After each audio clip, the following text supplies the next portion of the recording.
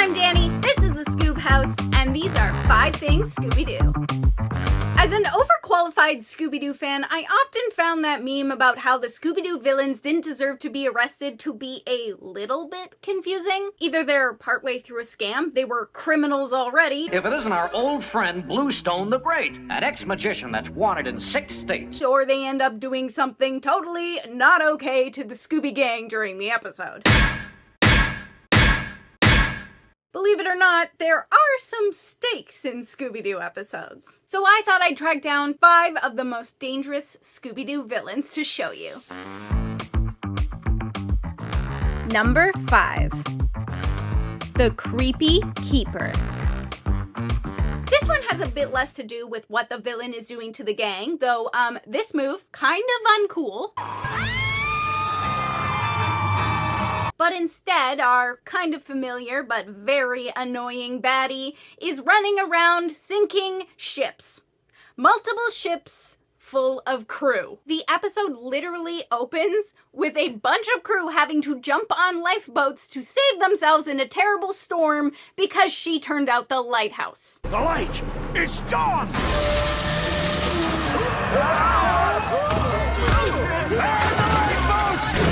And they later confirm in the episode that she has done this more than once. Verona dressed up as the creepy keeper so she could turn on the lighthouse, only when her shipments were due to arrive. And why? Because of long underwear. Seriously, the pettiness of this alone gets her on the list. And I don't even fully understand her thought process. Are there a lot of long underwear businesses in this area, or does she think any small business is a threat to her business? I mean, in the end, it seems like everybody got off those boats safely, but the potential there is just wild. Girl, learn about marketing, not attempted murder. Number 4. The Snow Ghost. The only saving grace for this villain is that they are in the middle of nowhere because they seem to have zero problem with trying to murder teenagers. First, we see him kidnap Vilma, shaking it up a little bit, but then we think it's just going to be the normal thing where we find her in a closet later and let her loose and it's all good to go. But oh no, we later find her chained up, not ropes that you could easily cut, chained to a log, being run headfirst into a saw. Excuse me? What? What? But oh no, that's not it. After the whole saw somebody in half thing doesn't work, he sends lit dynamite after the dog and teen in order to try and stop them by blowing them up. By the way, at this point, the gang has figured out absolutely nothing about their crimes. They just appear to be skiers visiting the lodge. Here? Look! Diamonds and jewelry! Okay, maybe now it's a little bit more understandable because they found out about the whole jewel thing, but it doesn't seem like they see the gang find out about this, so it's only a slight pass. So how does the Snow Ghost top off the episode? By trying to throw the teen's dog off of a cliff in front of them. I mean, fair enough. This dog can actually snitch on you, but it is still severely messed up. But, I mean, what do we expect from this guy, right? Look at him. His laugh is just enough to know that he's a problem. Number 3. The Ghost Clown. I'm sure everybody is really excited to see a clown on this list. But why this clown in particular? It's a mixture of danger and pettiness. We start off the episode kind of strong. The ghost clown had rigged a bike of 2 of the other performers to break in half with the potential of seriously injuring them. Luckily, Scooby comes to save the day. He then follows that move up with dog-napping Scooby for absolutely no reason. The gang was going to drive away. You brought this on yourself. You could have just left the dog and let the kids leave and do your little thing. But no, he kidnapped Scooby and then plays with Scooby's life by having him go on the trapeze wire. Like, did you really think they wouldn't come back for their dog? Like, what are you doing? But, okay. The gang does come back. They do care about their dog. They effectively save him. And what happens next? He decides the move is to shove Fred in a steamer trunk where he could most likely suffocate. And then he hypnotizes Daphne into riding a unicycle. And Shaggy mentions here that Daphne has no idea how to even ride a bike. She can't even ride a bicycle. So she's on a unicycle, which she normally can't ride, and he sends her along the top of some elephants. No helmet, mind you. But, he does have the ability to break them out of hypnosis whenever he wants. Meaning he could do that at the top of an elephant, and there goes Daphne. But oh no, he is not done. We also have to go after Shaggy. And this one is probably the most severe and the most obvious example of how loony this guy is. Because he attempts to feed Shaggy to the lion on purpose. His end goal, as he states, is Shaggy being mauled by a lion. When I blow this whistle, you won't be a lion tamer. You'll be a tasty snack for a hungry lion. Yeah, Scooby has some darker themes than you think sometimes. And the icing on the cake of all of this is the pettiness that I had mentioned. Why is the ghost clown doing this? Because he got busted for stealing. I know that man. He's Harry the Hypnotist. He had an act with us, but we caught him stealing and sent him to prison. And clearly he didn't have a really big punishment because he's already out of jail and running around, and he's like, you know what the next step is? They busted me for stealing, so I'm gonna go back and kill some people. Right on, man. You're giving clowns a good name. Number 2. The 10,000 Volt Ghost.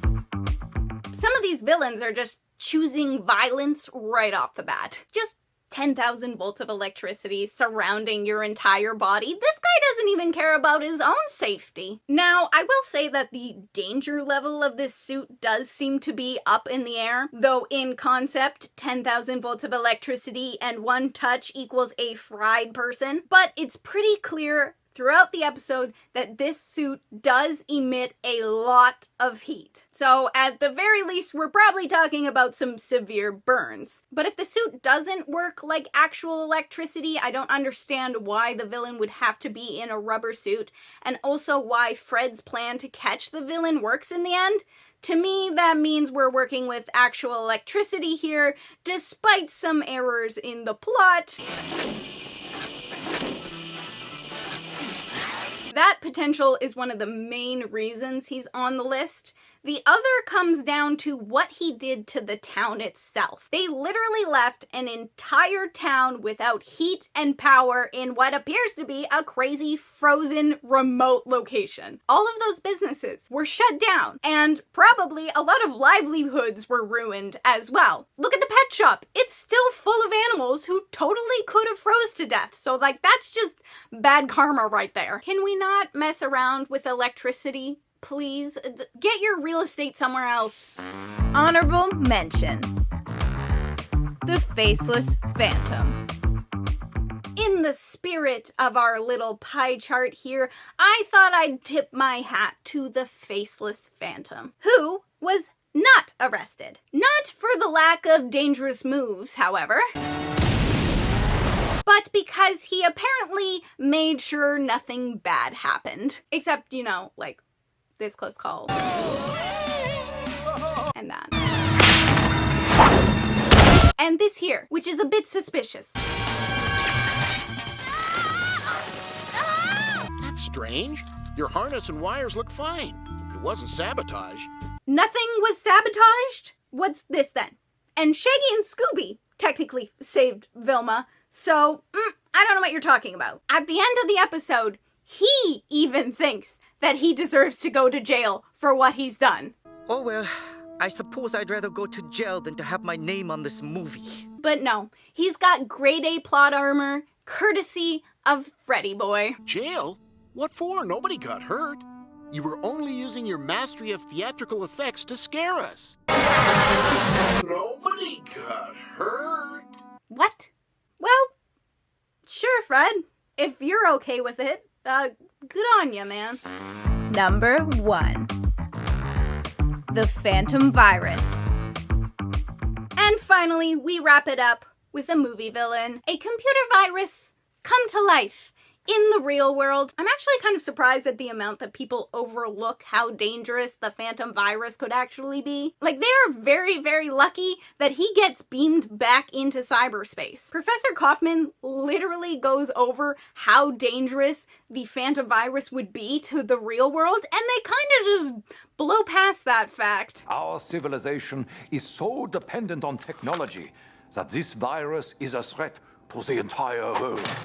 From what we observed last night, this virus has the potential to steal every computer program in the world. He literally makes a phone come to life, which attacks Eric, and later he's bandaged. Like, that's just one of the things he can do in the real world. And even if you give Bill credit that he recognizes how dangerous the Phantom virus is to be in the real world, and that's why he beams him back into cyberspace with the rest of the gang, he still sent the gang into cyberspace with the hope that they would die. He's the one who points out how dangerous it is for them to be in cyberspace and that they can actually get hurt. Until they can get out by winning every level of the game, the danger in there will be very real. We then cut to cyberspace where Shaggy confirms that the gang can get hurt, and they basically conclude that they could die in there. You can!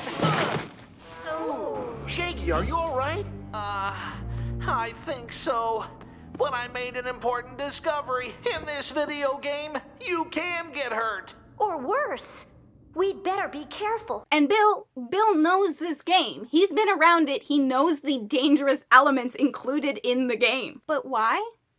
Why has Bill done this? Why is he so concerned? Jealousy over the potential to win $250,000. Bill, you were my best friend. And my best student. But you didn't pick my project. What's that supposed to mean? Professor Kaufman chose your video design over mine, even though I've been here 2 years longer. Because he would still have to go to the science fair and win the science fair to get that money. No, he's just mad that he didn't get picked to go and try. Bro almost destroyed all of technology over his video game not getting picked. Bill, you freaking nerd. So there you have it. 5 of the most dangerous villains that the Scooby Gang has run into. If there's a villain that you have found particularly dangerous, let me know in the comments below. Subscribe for more Scooby goodness, and I'll see you next time on 5 Things Scooby-Doo.